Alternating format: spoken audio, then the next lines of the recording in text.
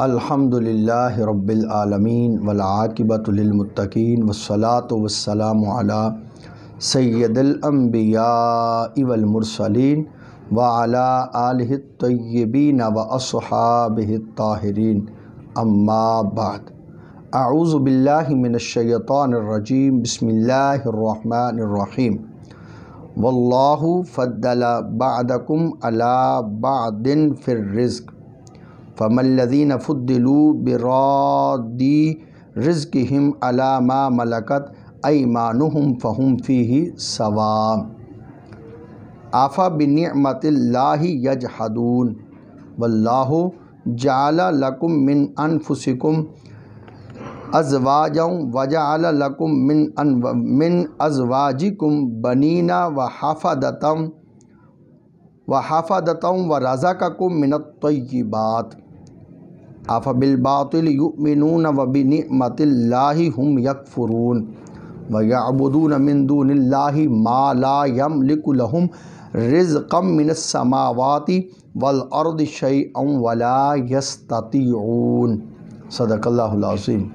اللہم صلی علی سیدنا و مولانا محمد وعلی آل سیدنا و مولانا محمد وبارک وسلم وصلی علیہ۔ تفسیر نور القرآن، سورۃ النحل، آیت نمبر 71، 72 اور آیت نمبر 73 ہمارے آج کے درس شریف کا موضوع ہے۔ سب سے پہلے تلاوت کیے گئے قرآنی الفاظ کا اردو ترجمہ اور پھر ان الفاظ کے تحت جو ارشادات حضور قبلہ فرید العصر رحمۃ اللہ تعالی علیہ نے بیان فرمائے، ان کو پڑھنے کی سعادت حاصل کریں گے۔ اور اللہ نے تم میں سے بعض کو بعض پر فضیلت دی، سو جن کو رزق میں فضیلت دی گئی وہ اپنا رزق ان غلاموں کو دینے والے نہیں ہیں جو ان کی ملکیت میں ہیں، تاکہ وہ رزق میں برابر نہ ہو جائیں۔ کیا وہ اللہ کی نعمت کا انکار کریں گے؟ اور اللہ نے تم میں سے تمہارے لیے بیویاں بنائیں اور تمہارے لیے تمہاری بیویوں سے بیٹے اور پوتے بنائے، اور تمہیں پاکیزہ چیزوں سے رزق دیا، تو کیا وہ باطل پر ایمان لاتے ہیں اور اللہ کی نعمتوں کا وہی کفر کرتے ہیں؟ اور وہ اللہ کے سوا ان چیزوں کی عبادت کرتے ہیں جو ان کے لیے آسمانوں اور زمینوں میں سے ہیں، جو ان کے لیے آسمانوں اور زمینوں میں سے کسی بھی رزق کے مالک نہیں اور نہ کسی چیز کی طاقت رکھتے ہیں۔ ان قرآنی الفاظ کے تحت حضور قبلہ فرید العصر رحمۃ اللہ علیہ کچھ یوں بیان فرما رہے ہیں۔ پہلی آیہ مبارکہ میں انسان کے بڑھاپے والی زندگی کا ذکر تھا، جس میں وہ بہت سی چیزوں کا محتاج ہو جاتا ہے۔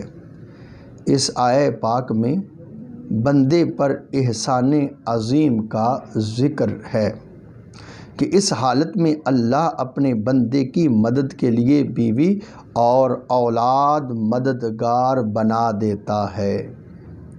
انسانوں کو فرمایا جا رہا ہے کہ لوگو، تمہاری زندگی کی مختلف حالتیں وہ ہمارے قبضہ قدرت میں ہیں، ان پر تمہیں کوئی اختیار نہیں۔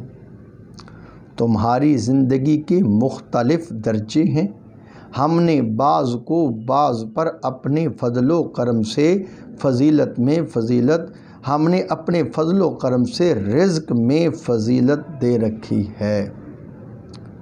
ان پڑھ، کم عقل، بے ہنر لوگوں کو وہ ایسے طریقہ سے رزق عطا فرماتا ہے کہ علم والے حیران رہ جاتے ہیں۔ بڑے بڑے اہل علم حصول رزق کے لیے ان پڑھوں کے دروازوں پر کھڑے نظر آتے ہیں۔ ایک دوسرے سے بڑھ چڑھ کر انعامات کی بات اس طرح بھی نظر آتی ہے کہ بڑا مالدار امیر صاحب حیثیت لاکھوں نعمتوں کے ہوتے ہوئے بیماری سے پریشان ہے، نعمت کے استعمال سے محروم ہے، پانی جیسی نعمت اس کے لیے مصیبت بن جاتی ہے۔ ایک غریب مزدور صحت مند ہے، اللہ کی دی ہوئی نعمتوں سے فائدہ اٹھا رہا ہے۔ ایک دوسرے پر فضیلت کا یہ انداز واضح طور پر نظر آتا ہے۔ یہ لوگ جو مال و دولت سے نوازے گئے ہیں، کیا اپنے غلاموں فقیروں کو رزق لوٹا رہے ہیں؟ کیا فقراء سے ہمدردی کے طور پر انہیں اپنی دولت میں حصہ دار بنا رہے ہیں؟ اگرچہ یہ خادم علم و عقل کے سبب اپنے مالک سے زیادہ ہی کیوں نہ ہوں۔ مالدار یہ نہیں سمجھتے کہ عزت ذلت قدرت کے اختیار میں ہے، جسے چاہے جو چاہے دے دے۔ امیر کو چاہیے تھا کہ وہ سوچتا یہ دولت اسے کس لیے دی گئی ہے، چاہیے تھا کہ یہ دولت فقیروں غریبوں مسافروں پر صرف کرتا اور اس سے غرباء فقراء کے حق ادا کرتا۔ رزق کے انعام کے بعد انسانوں پر دوسری نعمت کا ذکر فرمایا گیا کہ تمہارے سکون راحت کے لیے تم میں سے تمہاری بیویاں بنا دیں جو تمہارے لیے مفید آرام دہ ہیں، گھر کی نگرانی بچوں کی پرورش تمہارے دکھ سکھ کی ساتھی، تمہاری زندگی گزارنے میں نظم و ضبط کی ساتھی، پھر تمہارے بیٹے تمہارے پوتے تمہارے آرام و سکون کا باعث بنتے ہیں، اور اس نے تمہیں پاکیزہ رزق سے نوازا۔ ایسے کریم و رحیم کو چھوڑ کر بتوں کی محبت کو دل میں بساتے ہو؟ کیا حال ہے تمہارا کہ تم باطل پر یقین رکھتے ہو اور اللہ کی نعمتوں کا انکار کرتے ہو؟